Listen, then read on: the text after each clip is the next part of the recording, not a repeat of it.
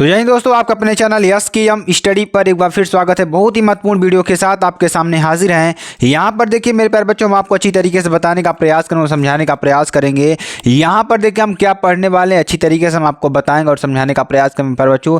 यहाँ पर हम पढ़ने वाले हैं कक्षा 12 इंग्लिश। क्या पढ़ने वाले हैं? कक्षा 12 इंग्लिश प्रोज, यानी 2023 के मोस्ट इंपॉर्टेंट क्वेश्चंस को पढ़ने वाले हैं। किसको?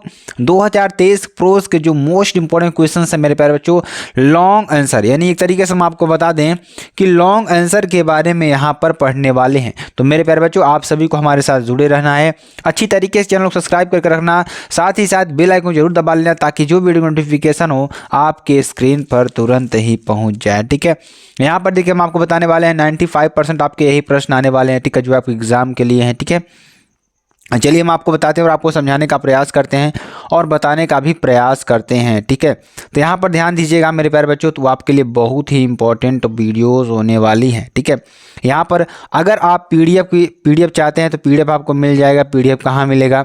यस की एम स्टडी का। कहाँ मिलेगा? यस की एम स्टडी का जो ऑफिशियल टेलीग्राम चैनल है वहाँ पर मिल जाएगा, और yaskiyamstudy.com, कहाँ पर? yaskiyamstudy.com वेबसाइट पर आपको मिल जाएगा। ठीक है, जो कि वेरी वेरी मोस्ट इंपॉर्टेंट है आपके लिए और बहुत ही ज़्यादा महत्वपूर्ण है। ठीक है, चलिए जानते हैं और आपको अच्छी तरीके से बताने का प्रयास करते हैं। चलिए देखते हैं आपके लिए क्वेश्चन क्या है। क्वेश्चन बहुत ही इंपॉर्टेंट है मेरे प्यारे बच्चों, आपको एकदम बेहतरीन तरीके से समझाने वाले हैं, इसलिए आपको कहीं जाने की ज़रूरत नहीं है। ठीक है, तो आपको कहीं जाना नहीं मेरे प्यारे बच्चों, आपको अच्छी तरीके से यहाँ पर बताने वाले हैं और आपको एकदम बेहतरीन तरीके से हम समझाएंगे। क्वेश्चन देखिए क्या है। It is possible to carry pride in one's language too far do you know what linguistic chauvinism means. इसका मतलब क्या है? यानी कि क्या अपनी भाषा पर बहुत अधिक गर्व संभव है, करना संभव है। ठीक है, क्या आप जानते हैं कि भाषाई श्रेष्ठता क्या मतलब है? भाषाई जो श्रेष्ठता है उसका क्या मतलब है, इसके बारे में यहाँ पर आपको बताना है। ठीक है, चलिए हम आपको बताते हैं और आपको समझाने का प्रयास करते हैं। तो सिंपल सा बात क्या है कि अपनी भाषा पर गर्व न करना क्या संभव है? क्या आप अपनी भाषा पर गर्व कर सकते हैं? दूसरा क्या है कि अगर जो भाषाई श्रेष्ठता है उसका क्या मतलब है, उसके बारे में आपको बताना है। क्या आप इसके बारे में जानते हैं? ठीक है, चलिए हम आपको बताते हैं। इसमें देखिए, logistic chauvinism means an aggressive and unreasonable belief that your own language is better than all others. कहने का मतलब कि भाषाई उग्रवाद का अर्थ, जो भाषाई उग्रवाद है इसका मतलब क्या है कि N aggressive and unreasonable belief that your own language is better than all others. कहने का मतलब एक आक्रामक और अनुचित विश्वास है कि आप अपनी भाषा अन्य सभी की तुलना में बेहतर है। जो आपकी भाषा है ये अन्य सभी तुलना में क्या है? सबसे ज़्यादा बेहतर है। आगे देखिए, दिस शोज एन एक्सेसिव और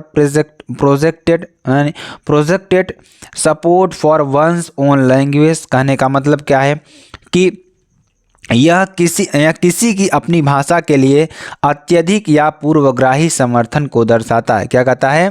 कि यह किसी की अपनी भाषा के लिए अत्यधिक या पूर्वग्राही समर्थन को दर्शाता है। ठीक है, ये वेरी वेरी मोस्ट इंपॉर्टेंट हो जाएगा। आगे देखिए, समटाइम्स क्या हो जाएगा? Sometimes pride in one's own language goes too far and logistic यानी linguistic enthusiasts can be easily identified by their extreme zeal for the preservation and spread of their language। अब देखिए इसका क्या मतलब है, इसके बारे में आपको बताते हैं। यहाँ पे देखिए, कभी कभी अपनी ही भाषा का अहंकार हद से ज़्यादा बढ़ जाता है और भाषाई, ठीक है, आगे देखिए क्या है हमारा, in their language they tend to forget that other language too have their own merits, long history of art, culture and literature behind them. कहने का मतलब कि अपनी भाषा के प्रति उनके उत्साह, प्रेम और समर्थन में वे यह भूल जाते हैं कि अन्य भाषाओं की भी अपनी खूबियाँ हैं। क्या है? अपनी खूबियाँ हैं। ठीक है, आगे देखिए, instead of bringing unity and winning over others and friends, having excessive pride in one's own language creates ill and disintegration यानी disintegration. The steep resistance to the acceptance of Hindi as national language by यहाँ पर क्या हो जाएगा, the southern states of India is a direct outcome of the fear of being dominated by Hindi enthusiasts. ठीक है, अब देखिए इसका क्या मतलब है, हम आपको बताते हैं, ध्यान दीजिएगा.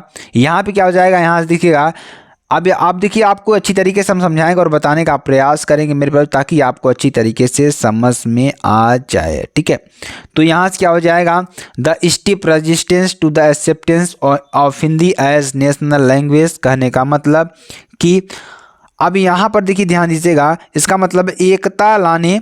ठीक है, यहाँ पर ध्यान दीजिएगा, एकता लाने और दूसरों को मित्र के रूप में जीतने के बजाय हमें अपनी भाषा पर, ठीक है, हमें अपनी भाषा पर क्या करना चाहिए, अत्यधिक अपमान होने से दुर्भावना और विघटन पैदा होता है.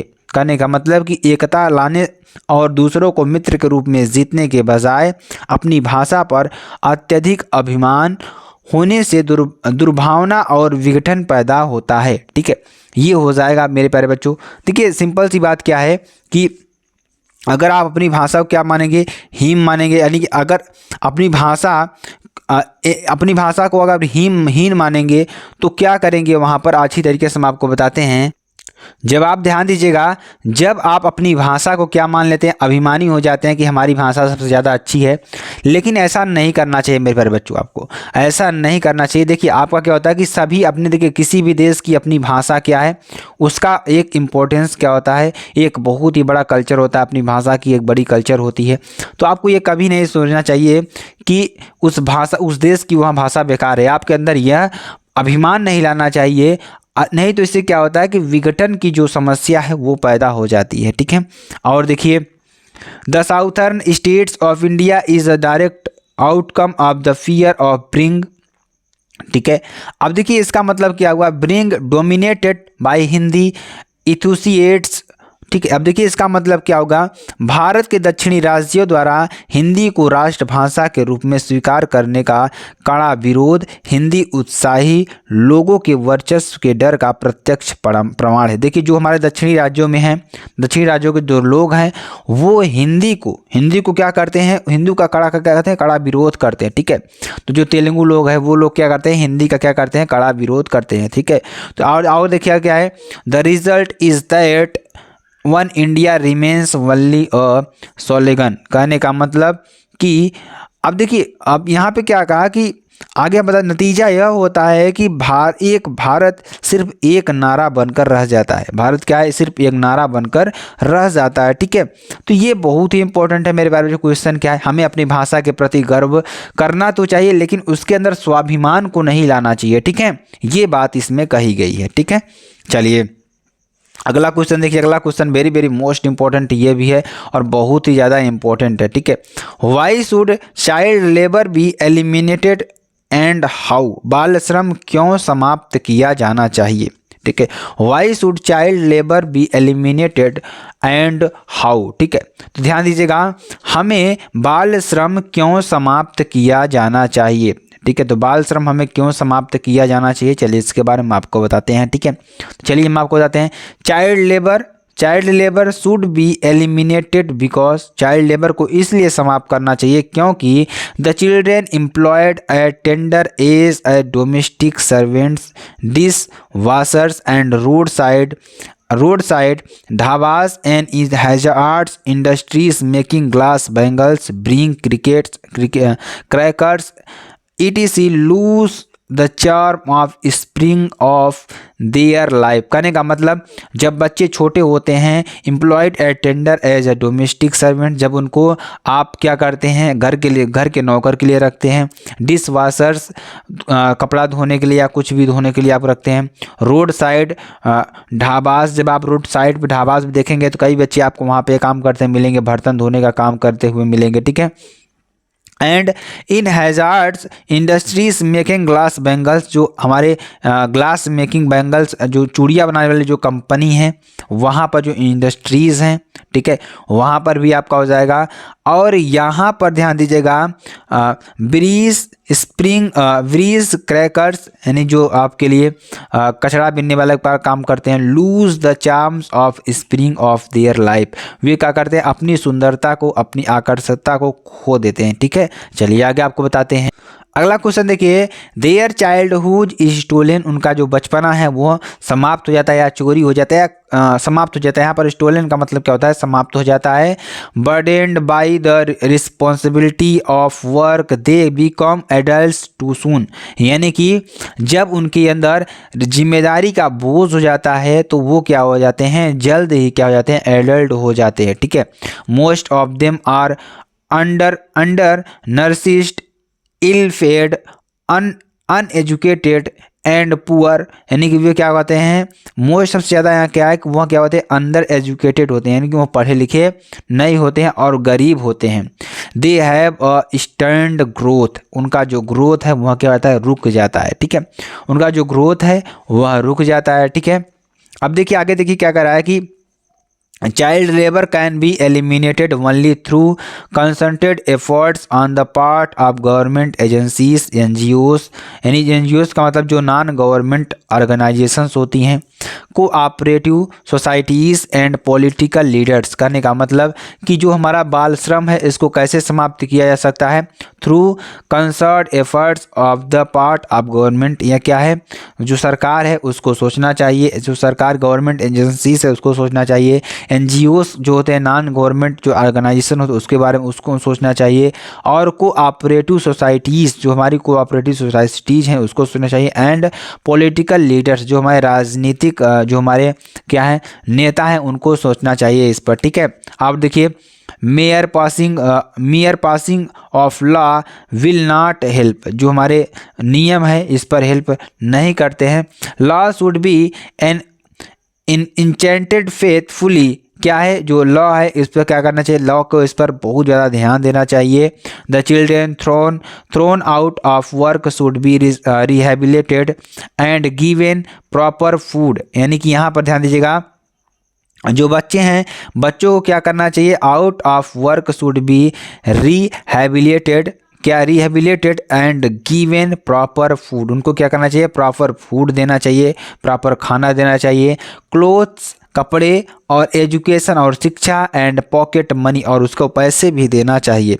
देयर फीलिंग्स, उनकी जो भावनाएं हैं, थॉट्स एंड इमोशंस, जो उनके सोचने का तरीका है और जो उनके इमोशंस है, जो उनकी फीलिंग्स है, ठीक है, उनकी जो भावनाएं हैं, ठीक है, शुड बी रिस्पेक्टेड, क्या करना चाहिए, उसका सम्मान करना चाहिए। लेट देम, तब हम enjoy sunshine and fresh air, तब हम इस खुली हवा में अच्छी तरीके से सांस ले सकते हैं। तो मेरे प्यारे बच्चों इसलिए हमको बाल श्रम को नहीं करवाना चाहिए, क्योंकि बहुत ही बड़ा क्या होता है यहाँ पर बच्चों को बहुत ज़्यादा इफेक्ट पड़ता है, ठीक है, तो बहुत ही इंपॉर्टेंट है ये। चलिए आगे हम आपको बताते हैं। अगला क्वेश्चन देखिए क्या है मेरे प्यारे बच्चों, अगला क्वेश्चन क्या है, describe the incident at YMCA pool, YMCA तरणताल सरोवर पर हुई घटना का वर्णन कीजिए, ठीक है, किस पर, YMCA तरणताल सरोवर पर हुई घटना का वर्णन आपको करना है, ठीक है। चलिए यहाँ पे क्या हो जाएगा, the incident which nearly killed Douglas accrued when he was 10 और 11 ईयर्स ओल्ड, यह इंसिडेंट उनके साथ कब हुआ, लगभग कब हुआ, जब डगलस क्या थे 10 या 11 साल के थे, ठीक है। To get rid of fear of water and decided to learn swimming at YMCA pool, यानी कि तब उन्होंने क्या किया, अपने डर को समाप्त करने के लिए उन्होंने निश्चय लिया कि हम क्या करेंगे, swimming at the YMCA pool, हम YMCA पूल में क्या करेंगे, स्विमिंग करना सीखेंगे, यानी तैरना सीखेंगे, ठीक है।